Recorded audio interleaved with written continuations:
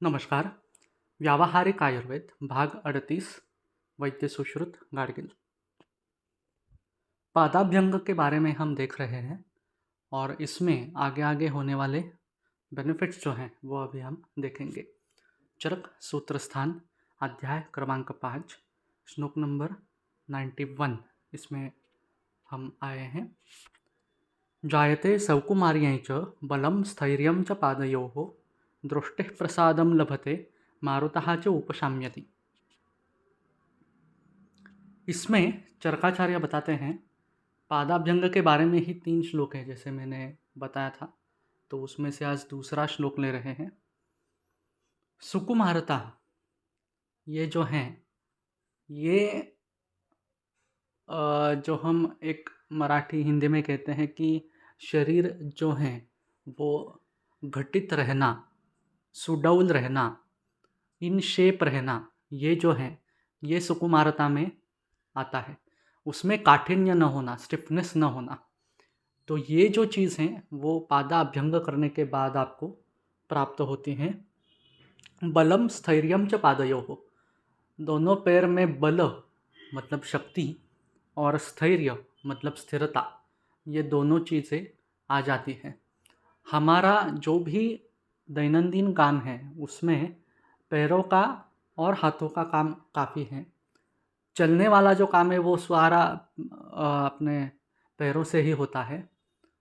तो इस वजह से भी चलने के वक्त से, या जिसे आयुर्वेद में अध्वगमन ऐसे कहते हैं, उससे वात प्रकोप होता है और फिर पैरों की शक्ति कम हो जाना, थकान लगना, पैर भारी लगना, या फिर स्पेसिफिक पिंडिकाएँ जो हैं वहाँ पर पेन होना या वहाँ पर भारीपन लगना, ये चीज़ें होती हैं।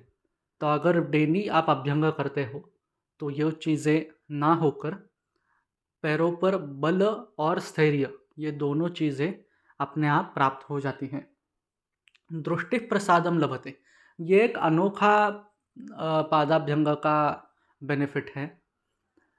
आयुर्वेद के हिसाब से हमारे पादतल जो हैं, जो सोल रीजन हम कहते हैं, तो वहाँ पर अगर अभ्यंग करें और पूरे पैरों पर भी अभ्यंग करें तो वहाँ से 2 सिराएँ डायरेक्ट आपके नेत्र के यहाँ जाती हैं।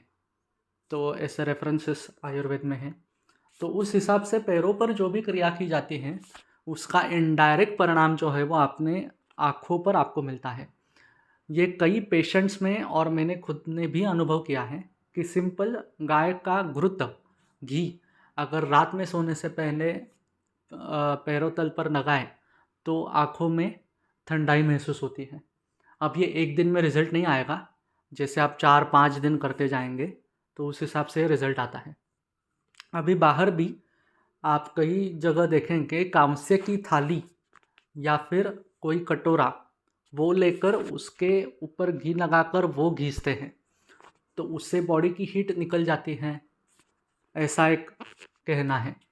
तो ये से डेफिनेटली काम करता है। ये पैरों तल पर घीसते हैं और घी के साथ ही घीसते हैं, तो इसका जैसे पैरों तल पर जो पित्त दोष है वो कम होता है, ये तो चीज़ है ही, लेकिन आँखों पर भी इसका काफ़ी अच्छा रिज़ल्ट है। तो पादाभ्यंग करने से आँखों की बीमारियाँ या आँखों का प्रिवेंशन ये भी आप आसानी से कर सकते हैं। चौथा है मारुतः च उपशाम्यति।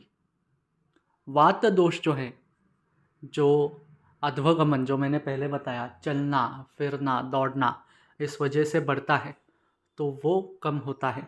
इसमें एक चीज़ ऐसी प्रधान है कि जब आपको तेल लगाना है तो वो काफ़ी सारे क्वांटिटी में लगाना है। इसके बाद में कल कितना तेल एक समय लगता है वो एक बताता हूँ। अगर आपका वात प्रकोप ज़्यादा है और आप तेल कम लगा रहे हो, क्वांटिटी वाइज कम लगा रहे हो, तो वो तेल उस वात को जीत नहीं सकता। इस हिसाब से तेल की क्वांटिटी आपकी अच्छी होनी चाहिए। जैसे तेल से रगड़ना कहते हैं, चिपचिपापन आना चाहिए ऐसा कहते हैं, उस तरीके से अगर आप अभ्यंग करें तो ज़रूर इसमें फ़ायदे होते हैं। धन्यवाद।